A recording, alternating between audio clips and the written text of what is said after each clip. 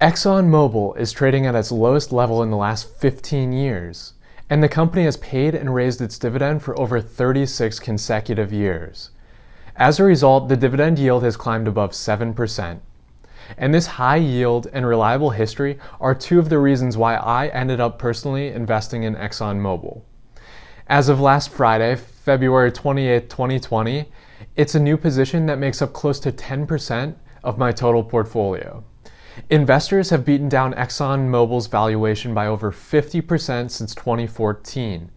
But is the company really worth about $200 billion less than what it was back then? Sure, the price of oil has dropped and there are other big risks, which I'll cover here soon, but I think the potential reward is now worth that risk. There's a lot of investing research online, but I rarely see people putting their money where their mouth is. With that said, I've done a deep dive and tried taking a very objective approach. So first, let's go ahead and dig into the oil and energy industry. Then after, we'll dive into ExxonMobil's business and the dividend history. ExxonMobil's core business does not fit into the future. Fossil fuels are going to die, and I'm looking forward to that future. Although the important question for investors, how long will that take? Exxon released projections for 2040. The company expects global energy demand to rise by 20%. And in most scenarios, Exxon projects that oil and gas will still make up 50% of the global energy supply. But is it the owner of the horse farm who says cars are the future? In most cases, established businesses underestimate disruption. There are high hopes for solar power and other renewable growth, although progress tends to disappoint in the short run and surprise us in the long run. With that in mind, I believe Exxon's long-term projections are probably too optimistic, and I've factored that into my investment, my valuation. Nonetheless, oil will still play an important part of our global energy production in 20 years. Exxon will profit along the way, and I expect it to continue rewarding shareholders. Its cash flows will be volatile in the short term, but should trend up over the next 10 plus years. The company also has a strong balance sheet and healthy capital allocation. Of the 6 supermajors, those are largest publicly traded oil and gas companies, Exxon is the most financially sound. In fact, it had a higher credit rating than the US government. But after a downgrade in 2016, it now has the same AA+ rating as the federal government. And that's surprising considering the government has the power to tax. A high credit rating allows Exxon to issue cheap debt to finance projects. And it's very selective with what projects it invests in. In its Permian operations, Exxon aims to reduce the cost of pumping a barrel of oil to $15. That's insanely low and only comparable to giant oil fields in the Middle East. Exxon has also started production in Guyana, South America in December 2019. Guyana is expected to have more than 8 billion oil equivalent barrels. This map shows you that Exxon has great global reach, and you can see some key projects and also overall output. Exxon's scale and financial position make it one of the lowest cost producers. This helps the company weather downturns. And over the last 5 years, it's been tough for oil producers. WTI crude oil has dropped from above $100 per barrel to below $50 today. As a result, Exxon's revenue and operating income have decreased, as you can see in this chart. It's been a wild ride. This isn't a great trend for investors, but it makes sense with lower oil prices, and I believe it's already been more than priced into ExxonMobil's valuation. On top of this, recent economic news has also pushed share price down further, about 20% in the last few weeks.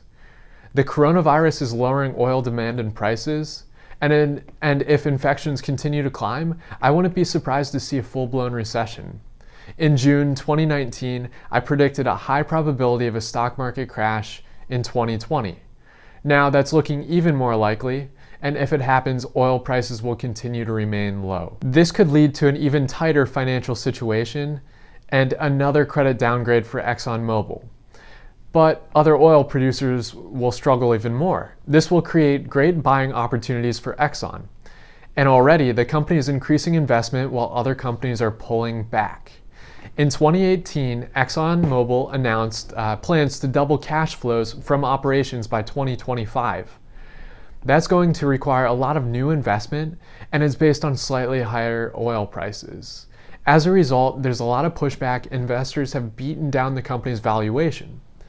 But Exxon Mobil's management continues to move forward. If oil prices are higher in the next 5 to 10 years, management will look like geniuses. Exxon Mobil has a long history of rewarding shareholders, over 36 consecutive years of dividend growth. To see this trend, let's go ahead and look at the last 10 years. Exxon's dividend has climbed at a steady rate, and as investors have beaten down the share price, the dividend yield has climbed. At my buy price of $48.85, I locked in a 7.12% yield. That's well above its average over the last 10 years of 4%. Now, a very important question for dividend investors: is the dividend safe? Now, I admit the payout ratio isn't looking as good as it has in the past. It's climbed close to 100% recently, and will likely top that with the oil price dropping from coronavirus. And an over 100% dividend payout ratio is not sustainable in the long term. Although, in the short term, management still seems committed to paying bigger dividends each year. And if their cash flow projections come even close and oil eventually trends up, that shouldn't really be a problem. So with my research, overall, I believe a dividend cut is possible in the next few years, but not probable. Even if they cut it in half to maintain reinvestment and keep a healthy debt level, I'd be okay with a 3.56% dividend yield based on my cost. This is a long-term position, and I'm prepared for more short-term volatility. From a business valuation and dividend standpoint, I think Exxon is one of the best plays available for the next decade or two. And with this video, I've barely scratched the surface of my investment research into the company. Sure, there are plenty of risks, which I've touched on many of them today, but I think investors have largely oversold the stock. The sell-off is steep and the risk to reward now looks favorable. And of course, a full-blown recession would put even more downward pressure on Exxon Mobil shares. So there might be even better buying opportunities soon.